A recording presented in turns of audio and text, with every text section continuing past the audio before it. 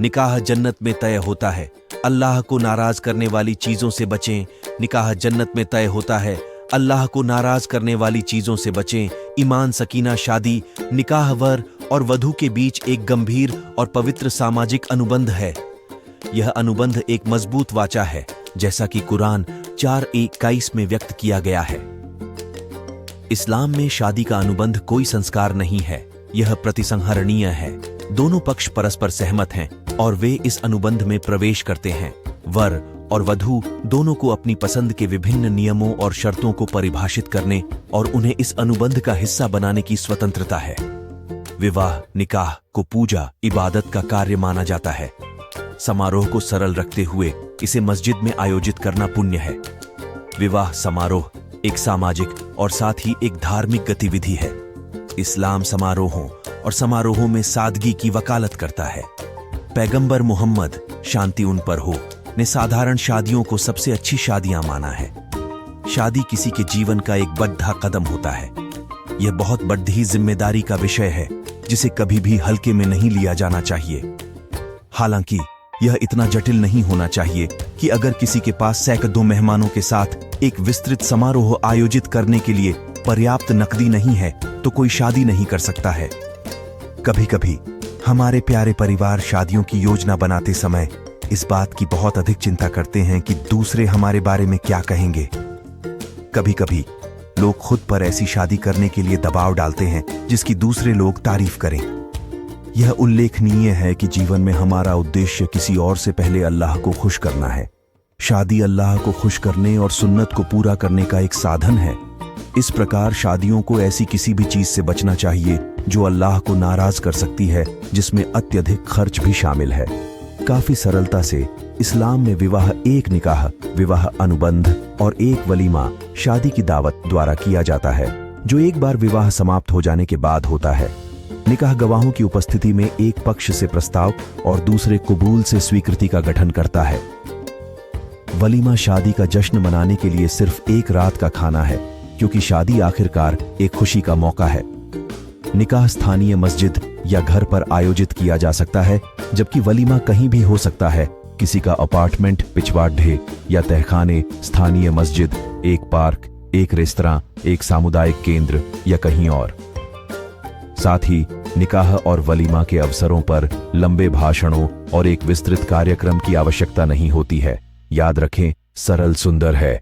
आजकल ऐसा लगता है कि हम रीति रिवाजों और रीति रिवाजों में इतने फंस गए हैं कि हम उन चीजों पर भारी मात्रा में पैसा और समय बर्बाद कर देते हैं जिनकी बस जरूरत नहीं है। निकाह और वलीमा दोनों पैगंबर मोहम्मद की सुन्नत पर हैं, तो क्या इन अवसरों को उसी तरह नहीं मनाया जाना चाहिए जैसी कि उनकी हिदायत है? एक फैंसी बैंक्वेट हॉल में एक विस्तृत समारोह और एक कैटरर द्वारा तैयार किए गए पूर्ण पाठ्यक्रम के भोजन में कुछ भी गलत नहीं है, लेकिन तथ्य यह है कि सफल विवाह समारोह के लिए इनमें से कोई भी आवश्यक नहीं है। यदि कोई भोज हॉल में पूरे भोजन के साथ समारोह आयोजित करना चाहता है तो यह बिल्कुल ठीक है, लेकिन इसे आवश्यकता के रूप में नहीं लिया जाना चाहिए। मुझे यकीन है कि हम में से बहुत से लोग बड़ी रकम उधार लेते हैं ताकि हम अपनी शादियों के लिए फैंसी रिसेप्शन की मेजबानी कर सकें, या यहां तक कि अगर हम अपने स्वयं के पैसे की अत्यधिक मात्रा में खर्च करते हैं तो यह दुखद है, क्योंकि हमारी मेहनत की कमाई के कई बेहतर उपयोग हो सकते हैं। आखिरकार समारोह में खर्च की गई राशि का युगल के जीवन पर कोई सकारात्मक प्रभाव नहीं पड़ जाता है। बताया जाता है कि पैगंबर विवाह जो सबसे अधिक धन्य है वह है जो खर्च के बोझ में सबसे हल्का है। निश्चित रूप से शादी जश्न मनाने का एक अवसर है, लेकिन एक उत्सव पर भारी मात्रा में पैसा क्यों बर्बाद किया जाए?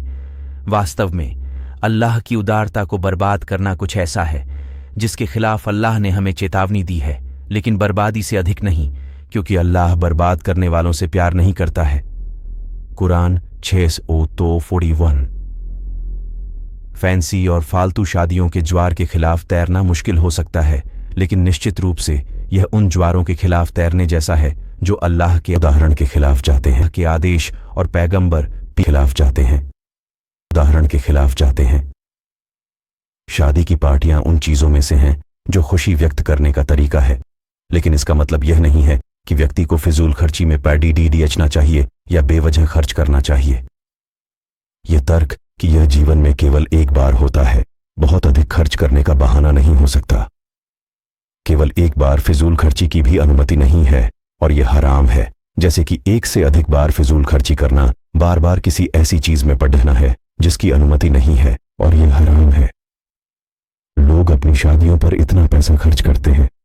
अपना पैसा बर्बाद करने के बजाय क्यों न केवल उस पैसे को जोधे को दे दें ताकि उन्हें आगे अपना नया जीवन शुरू करने में मदद मिल सके। क्यों न जोधे को उस पैसे को सदका में देने की अनुमति दी जाए, इसलिए उनकी शादी में और अधिक आशीर्वाद जोड़ा जा सके और अच्छे काम के लिए अल्लाह से इनाम प्राप्त किया जाए। फिर भी कुछ सकारात्मक प्रभाव हैं जो कोरोना महामारी के अनुभव से निकले हैं। इन दिनों तथाकथित दिखावटी शादियों के बजाय साधारण शादियों की वही पुरानी परंपरा को पुनर्जीवित किया जा रहा है। आइए उस सारे पैसे को बचाएं और इसे बेहतर उपयोग के लिए रखें। हनीमून खत्म होने के बाद और वास्तविक दैनिक दिनचर्या शुरू होने के बाद उस पैसे की मांग होना निश्चित है। अगर हम इसे सही इरादे से करते हैं तो हम पैसे की बचत करेंगे। आखिरकार कौन कुछ अतिरिक्त नकदी, कुछ अतिरिक्त अच्छे कामों और एक बहुत ही धन्य विवाह का उपयोग नहीं कर सकता, क्योंकि सबसे धन्य विवाह वह है जो खर्च में सबसे हल्का है।